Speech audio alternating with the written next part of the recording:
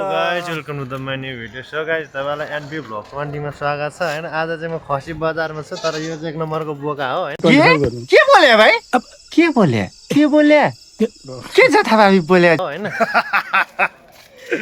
एक नम्बरको बोका हो यो पाथी हो बोका हो अनि बोकालाई बेच्नको लागि लिएर आएको छु। भाउ चाहिँ लगभग कति 500 रुपैयाँ ठिक छ हैन। यो मान्छेको भाउ चाहिँ 500 रुपैयाँ हैन।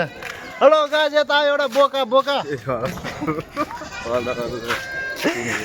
यो चाहिँ खसी बजार हो कि अब तपाईहरुलाई म खसी बजार देखाउँछु ल। अनि यो चाहिँ खसी बजार हो हैन।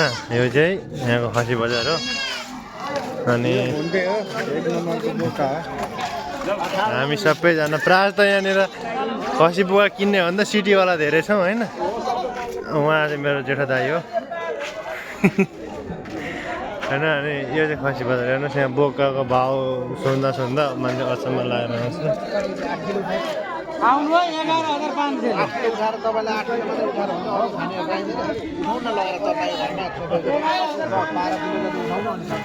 एउटा बोकाको दाम 11500। अनि हामी लाइन लगाएर बसेको छौँ यहाँ हैन। यो चाहिँ सिटीको लाइन। यहाँ चाहिँ मान्छे पाए चाहिँ दौडाइहाल्ने हो, बोक्ने कुद्दाइहाल्ने। यहाँ छ एक नम्बरको बोका हो हैन। यसको भाउ मैले चाहिँ 350 रुपैयाँ राखेको थिएँ त भरहरूले 500 पुग्यो। सो गाइस अनि आजको मौसम एकदम धेरै राम्रो छैन हैन। पानी पर्न आँटेको छ।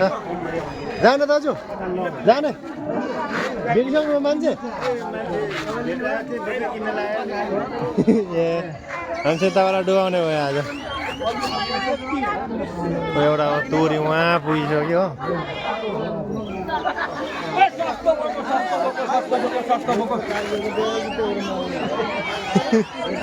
हाम्रो दाजुले सस्तो बोको भन्नुहुँदैछ। कति पर्यो दाजु बोकोलाई? 10000 आम्मा धेरै सस्तो रहेछ नि।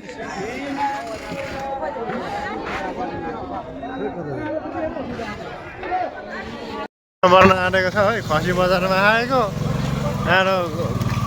खसी बाह्र भन्दा धेरै मान्छे छन्। कहाँबाट आउँछ भने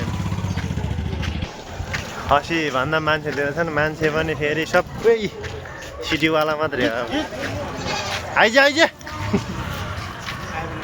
अनि मैले भनिसकेँ नि यो चाहिँ उन्न प्रजातिको बोका हो हैन। उन्न प्रजातिको बोका हो।